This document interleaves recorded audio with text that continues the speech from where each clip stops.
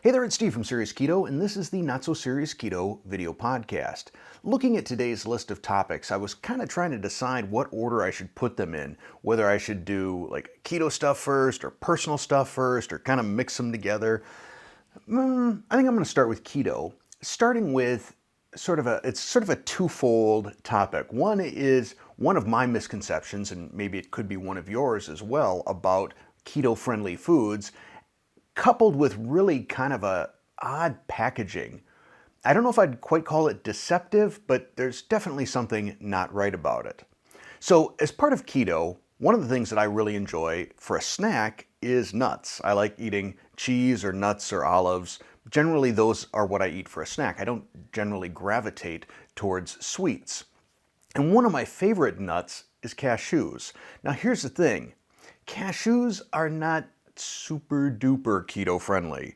I mean, a serving of cashews, which is probably a decent sized handful, is I think 8 or 9 grams of total carbs. Cashews are kind of interesting in that they are not specifically a nut. Some people call them a fruit, some people call them a nut. Turns out if you look them up, Google it, they are both a fruit and a nut somehow.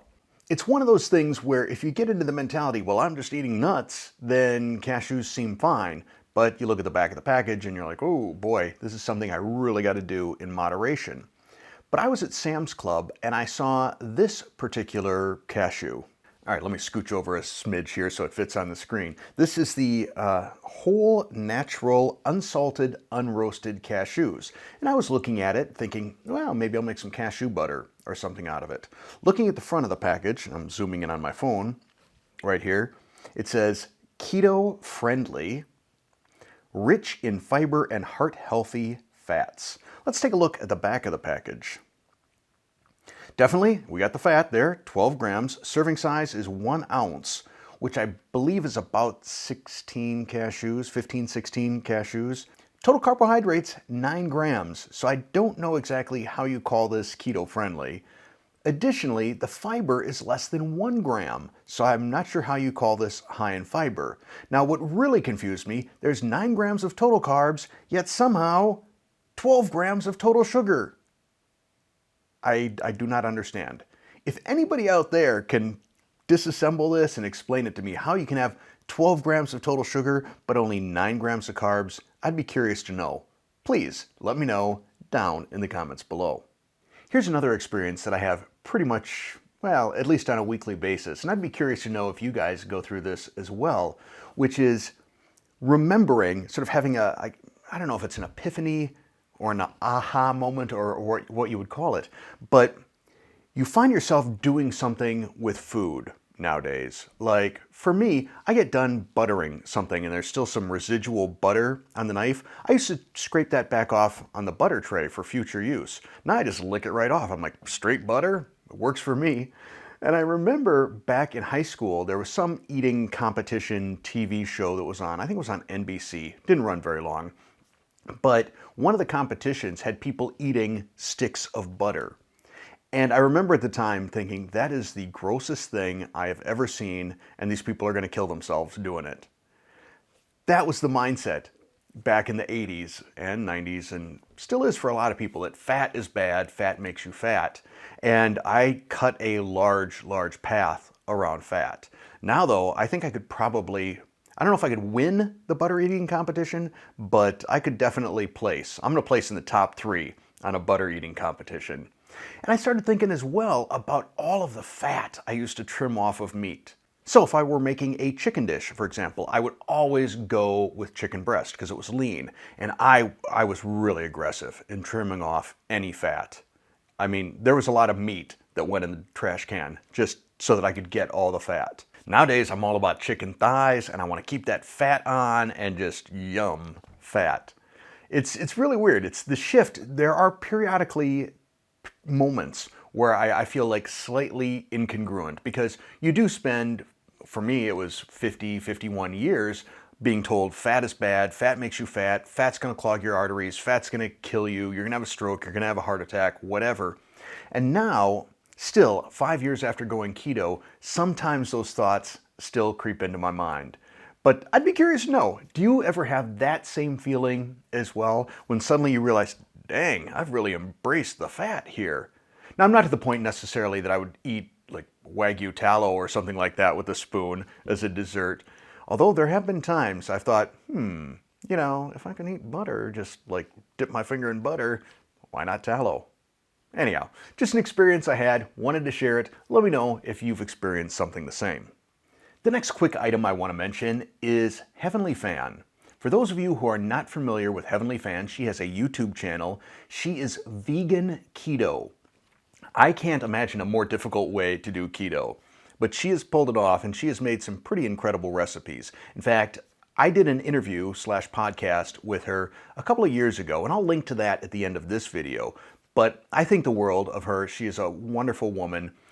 Unlike a lot of vegans, and unlike a lot of carnivores, she's not dogmatic about it at all. She's very accepting, she's very open. She's just like, hey, here's some more stuff you can make and add to your keto diet. It just happens to be vegan. But she reached out to me and asked, would you like to do another sort of interview, podcasty thing? She would host it. I'd probably put it on this channel as well. And I said, absolutely, I would love to. I'm flattered that she thought of me, and I'm really looking forward to it, probably some point in July. And who knows, maybe we'll do a recipe collaboration. I think that would be fun, doing a recipe collaboration with her. So stay tuned for that. One more topic before I take an ad break, and this is Facebook. Periodically, people will ask, why don't you post more on Facebook? Because I find that a lot of these other social media platforms are incredibly toxic. I get out and I read recipes that other people post on Facebook in different keto groups.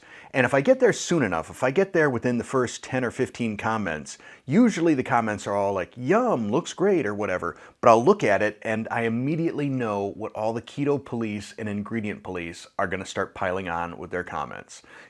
I can't believe you used a microwave. Why would you put radiation in your food? Oh my gosh, you used plastic. You're going to die of microplastics.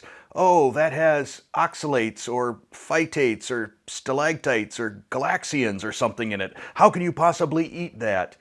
Aspartame. Now, I do agree with the aspartame thing.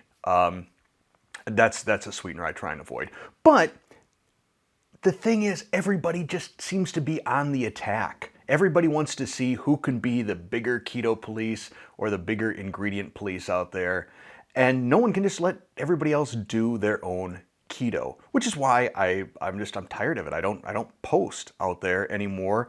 And frankly, I find it really kind of frazzles me a little bit, even getting in and reading some of the comments.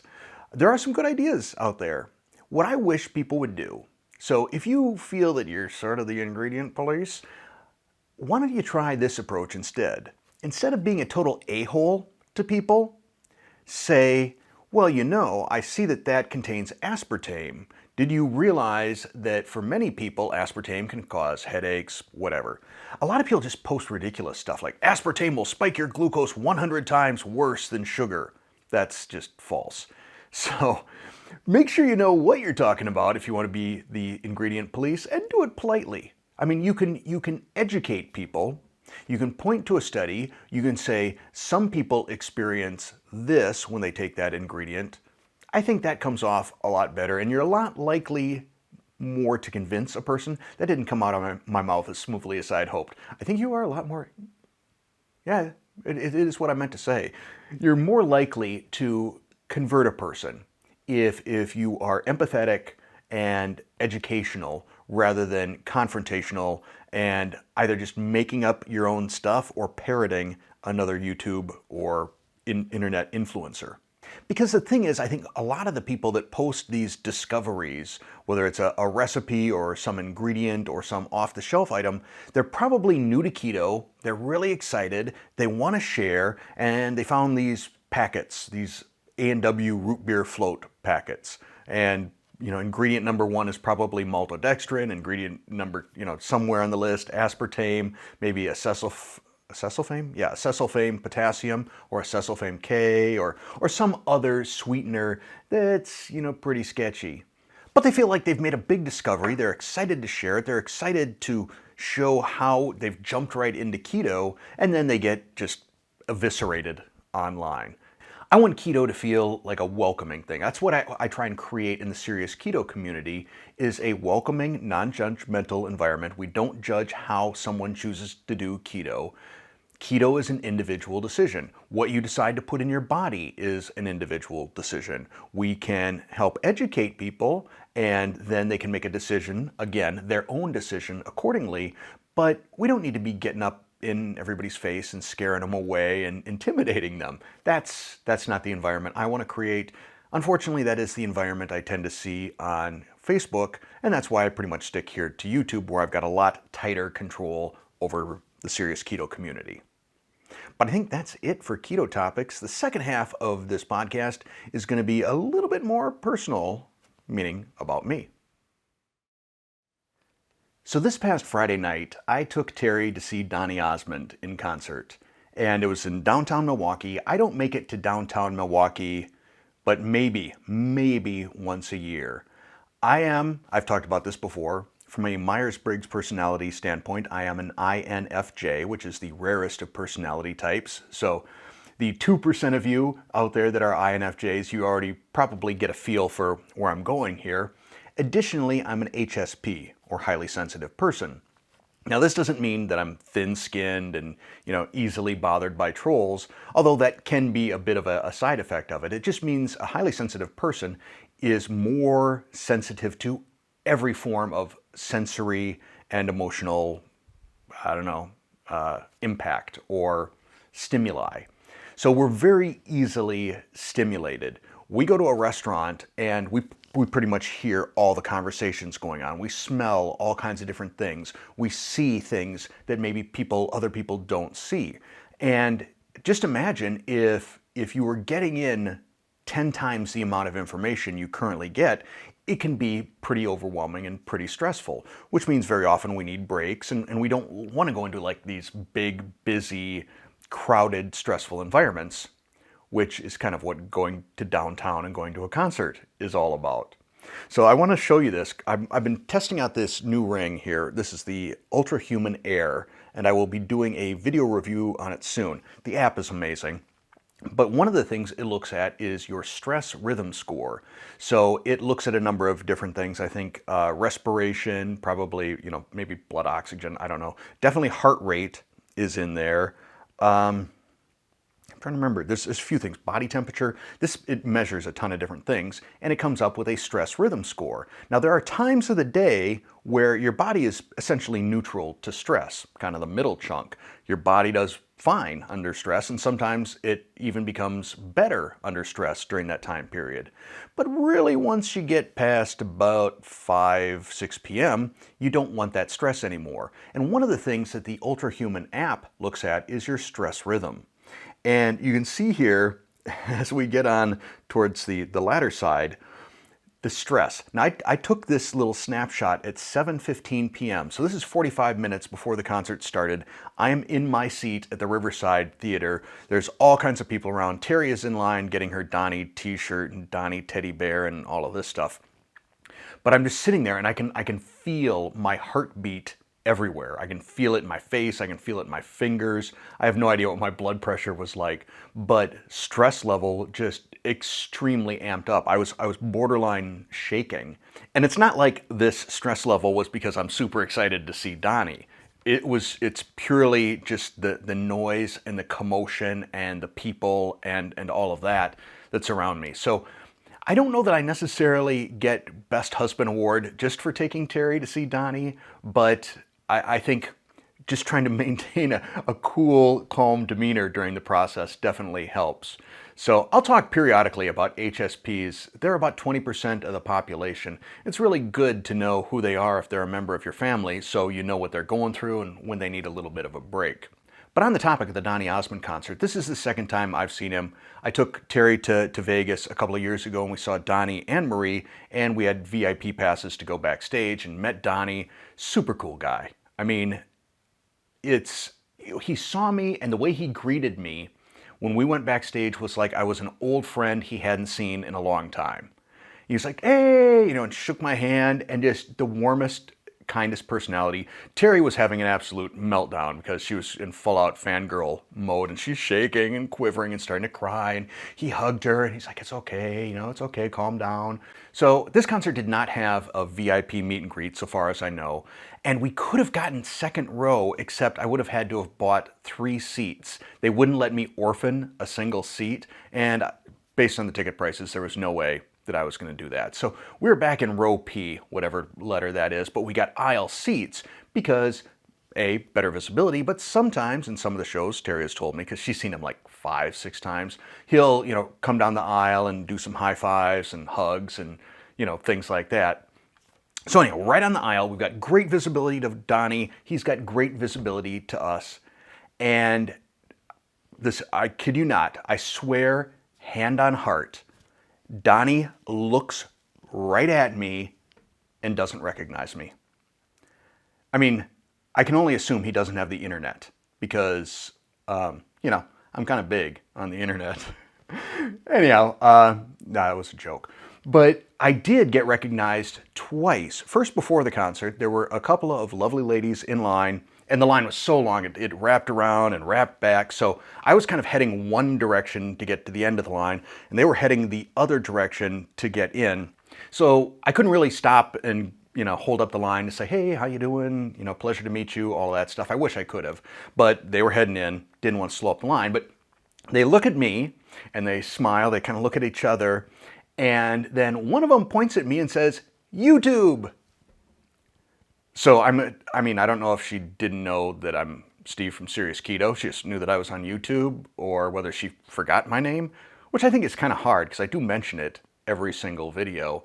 But, or it's, I guess, entirely possible that she confused me for Thomas DeLauer, which, you know, happens more than I'd like to admit. But anyhow, it's too bad I didn't have a chance to meet them. That would have been great. Then after the show, I was recognized by a coworker of Terry's that she worked with like 20, 25 years ago. And we're walking out of the theater, and she's like, hey, Terry. Oh, hi, Steve. So that's how I got recognized twice. Maybe I should have set up like a little meet and greet next to the guy who was playing the 5-gallon plastic pail with drumsticks outside after the concert. You know, see if anybody recognizes me. I don't know. It was a good time regardless, and I am starting to look at the possibilities of a maybe late summer, early autumn meet and greet in southeast Wisconsin. There's a place that reached out to me, actually a local food pantry, and I don't know if they want me to just come and speak to the people that use the food pantry, or if they're open to the idea of having a bigger meet and greet. So I will definitely keep all of you up to date on that. The last topic I want to cover is something that I covered early on at the beginning of this year, when I said I want this year, my 56th year on this planet, to be my best year of health ever. And it hasn't gone super duper fast so far. A lot of it, to be completely honest, has to do with testing a lot of these keto products. And I have found that things like keto breads and buns and tortillas, even if they don't spike my blood glucose, do seem to cause a little bit of a stall in my weight loss. And I found that I'm holding about 15 pounds more than I want to. In fact, I've been holding on to these particular pounds ever since the quarantine 15. And I think a lot of us use the quarantine period as an excuse to put on a couple of pounds. I did.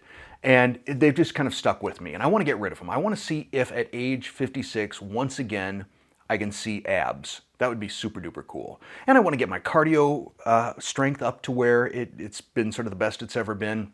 I was pretty close last summer in terms of my running to being down and being as good or better than I was in college. It's kind of slow going this year. I'm working at it. But the reason for this is my dad died when he was 56.